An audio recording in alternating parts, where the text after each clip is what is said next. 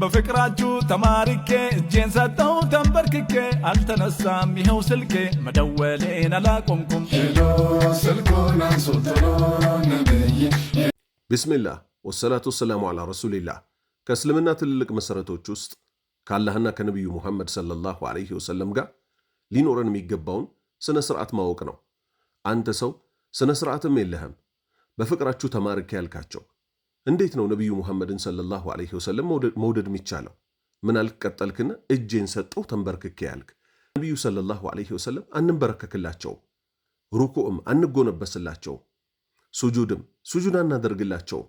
ይሄ ሁሉ የሚገባው ለማን ነው? ለአላሁ ስብሓነሁ ወተዓላ ነው። ስለዚህ ይሄ የማን መብት ብቻ ነው? የአላሁ ስብሓነሁ ወተዓላ ነው። ከነቢዩ ሙሐመድ ሰለላሁ ዐለይሂ ወሰለም ጋር ምንም ግንኙነት የለውም።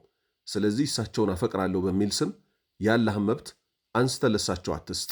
ቀጠልክና ምን አልክ? ስልኩን ማስተው አልሰለችም ካላነሱትን ያልተውም አንሱትና በሉኝ ሰላም ስልኬን መቼም አያጡትም። አልተነሳም ይሄው ስልኬ መደወሌን አላቆምኩም አልክ። ሱብሓነላህ። ማነህ አንተ ሲጀምር?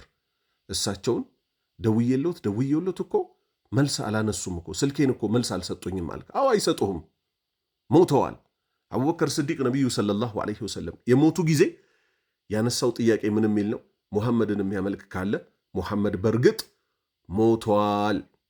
አላህን የሚያመልክ ካለ ግን አላሁ ሐዩን ላየሞት፣ አላህ ሕያው ነው እማይሞት፣ ሚሰማ እሚያይ እሚያውቅ መልስ የሚሰጠው እሱ ብቻ ነው። ነቢዩ ሙሐመድን ሰለላሁ ዐለይሂ ወሰለም 10 ጊዜ እኮ ጠራ ስልኬ አታነሱም ወይ ብትላቸው አያነሱልህም። ሄሎ ስልኩን አንሱት በቶሎ ነቢዩ ሆይ ምናምን አልክና ምን አልክ? ስልኩን ማስጮህ አልሰለችም፣ ካላነሱት እኔ ያልተውም፣ አንሱትና በሉኝ ሰላም ስልኬን መቼም አያጡትም አልክ። ላሐውለ ወላ ቁወተ ኢላ ቢላህ። ስልክ ቁጥር ስንት ነው? ያውቁት ነበር እሳቸው? ሳፋሪ ነው የምትጠቀመው? ቴሌኮም ነው የምትጠቀመው? ይሄን እሳቸው ያውቃሉ ልትል ነው? አያውቁም። አላህ ካሳወቃቸው ውስጥ ነቢዩ ሙሐመድ ሰለላሁ ዐለይሂ ወሰለም ምንም ያውቁት ነገር የለም። አንተ ግን የመጨረሻ ወንበዴ ስለሆንክ ሌሎች ሃይማኖቶች ላይ የምታየውን ነገር ሌሎቹ ሄሎ ጂሰስ ኢየሱስ ሆይ ሄሎ እያሉ በሞባይል ስልካቸው ደወልን እንደሚሉት አንተም ደግሞ ከዛች ኮርጀህ መጣህና ምን አልክ? ሄሎ ብዮታለው በአስቸኳይ አንሱ። ማነህ አንተ? ነቢዩ ሙሐመድ ሰለላሁ ዐለይሂ ወሰለም ምን ብለዋል? እንግዲህ ይሄ ከእሳቸው ጋር አያይዤ አይደለም ምነግረህ፣ እሳቸው ያሉትን ነው ምነግረህ። የሰው በር ሄዶ 3 ጊዜ ያንኳኳ ሰው ካልተከፈተለት ዞሮ ይመለስ ነው ያሉት። ከዛ በላይ ራሱ ማንኳኳት አትችልም። እንቆይ ያልገባኝ አሁን አንተ ደፋር ማለት ነው ህዮ ወሳብ በያ ምናምን ልትላቸው ነው? እዛ ጫተራ እንደተለመደው ማለት ነው።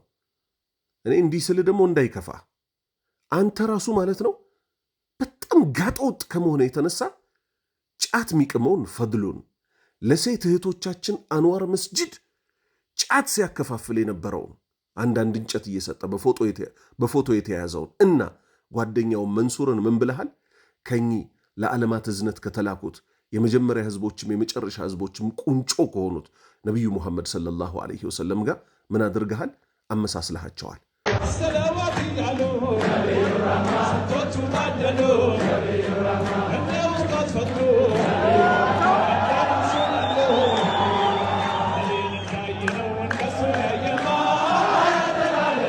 አንድ ሰው ተነስቶ ለምሳሌ የሀገር መሪም ይሁን ዓሊምም ይሁን በዚህ ዘመን ያለን ሰው ነቢይን እንዳየነው እሱን ያየማ ቢል ነቢዩን መሳደብ ነው አይደለም? ወንድሞች ምን ስትል ነቢይን እንዳየነው እነሱን ያየማ ብለህ ፈድሉ ጫት ቃሚውንና ጓደኛውን መንሱርን ያየ ሰው ነቢዩ ሙሐመድን ሰለላሁ ዐለይሂ ወሰለም እንዳየነው ብለህ አንተ እኮ ነቢዩን የምታስባቸው ራሱ እንደዚህ ከጫት ቃሚ ሰዎች ጋር ይመሳሰላሉ ብለህ ነው።